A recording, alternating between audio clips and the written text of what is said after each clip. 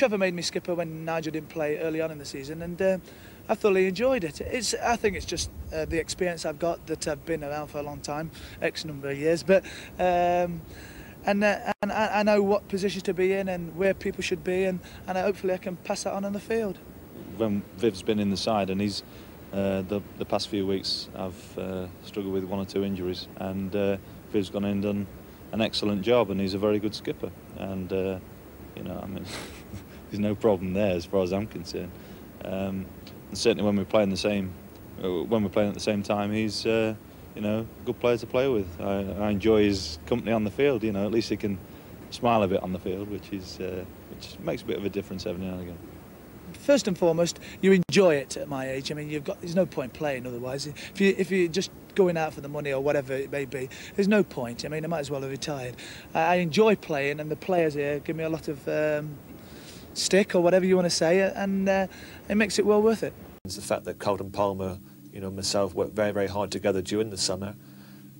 We also did some talking away from the training field. I felt that it had become a bit of a standard joke that, you know, whenever Carlton used to shoot it goal, you know, the cameraman used to sort of duck or used to, you know. But I wanted Carlton to have a much more positive attitude. I'm a great believer in, you know, psychology playing a part in football.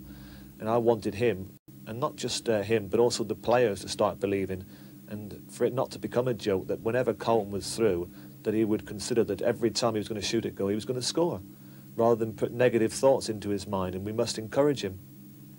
So I got great pleasure of, you know, when he scored those 3 against QPR.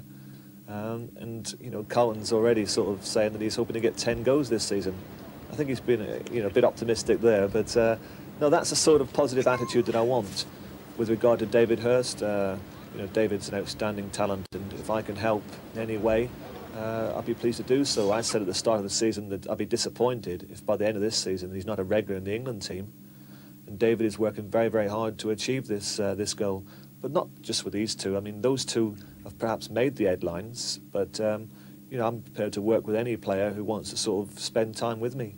If I can give them any sort of assistance or any help, whether it's through talking to them or actually working with them on the training field, I'm only pleased to do so. But at this level, however teams adapt tactics and shuffle the squad, injuries to key players have a profound effect on performance. Assembling a sizable squad with comprehensive cover is crucial in the pursuit of honours. Hirst's damaged ankle and the capture of Forest Nigel Jempson were hardly coincidental. Yet another expensive demonstration of Wednesday's determination to assemble a big squad of exciting individuals.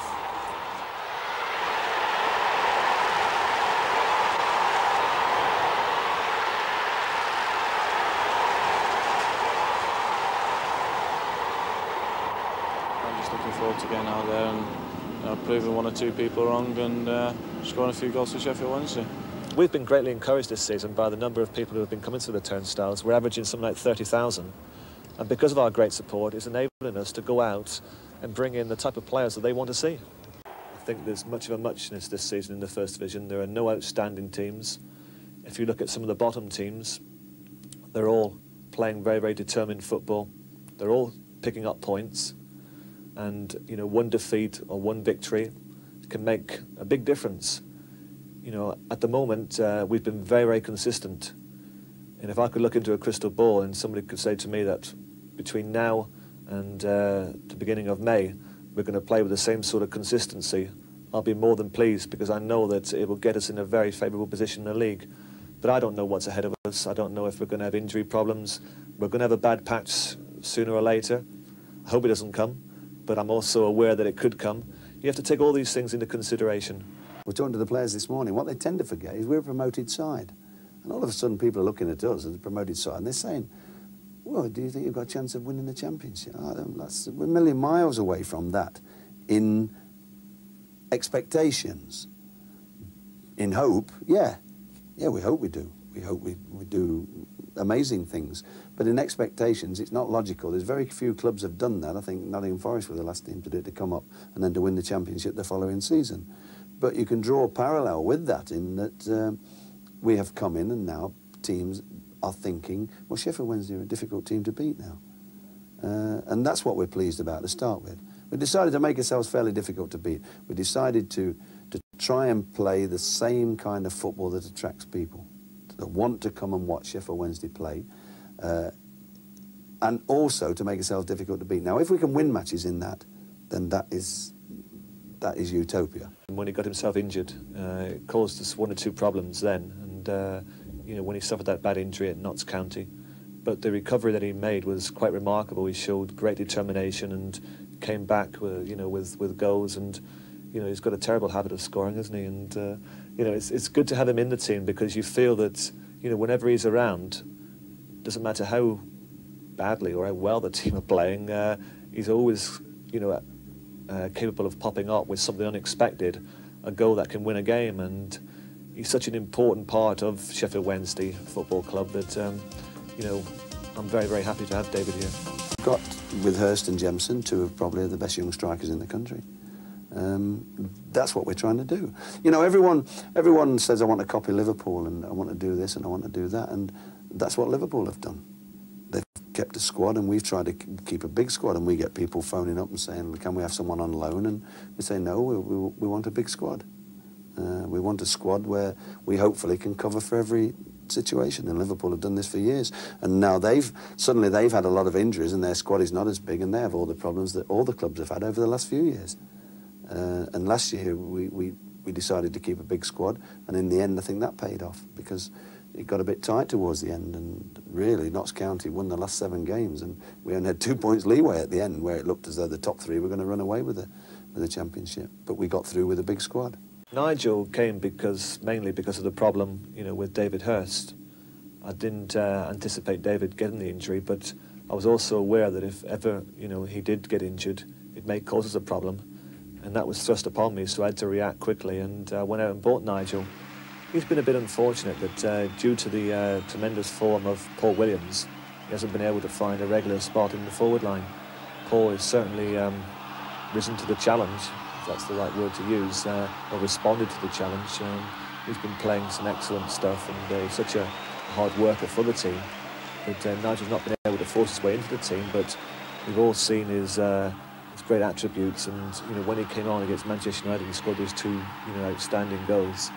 It just shows, you know, what a good striker he is, and you know, he's given great competition, although he wouldn't look at it like that, because he's very, very keen to be playing in the team, and that's natural. If he wasn't keen, there would be a certain weakness in his character. He's very, very keen to be in the team, but you know, at the moment, I can't leave Hurst and Williams out the way they've been playing. The new hero, it seems, has a middle name too. Bradley Jemison! Nigel Bradley Jemison! I enjoy the rapport that we have in the dressing room. We've got a good set of lads here, which helps. I mean, we've gone on a bit of a run now, and it's all credit to the players that we've got here. They're a good set of lads, and they all work for each other, and they all get on socially as well, so that helps. Get this on the edge.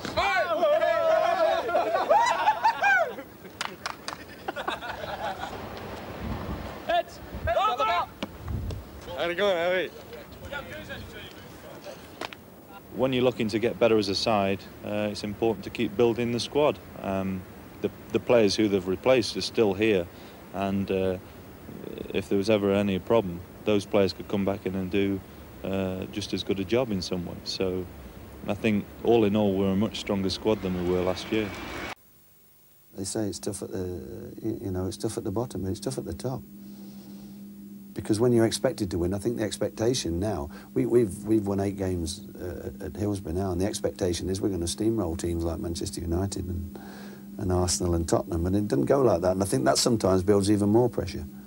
You know, the underdog, it's always easier for the underdog to win. Well, suddenly we've set a standard in the First Division where we're not the underdog. We're sort of 5th from the top at the moment, and then it's whether we can cope with the pressure. When I say we, the players can cope with the pressure of playing when you are under pressure. We came up from the 2nd Division.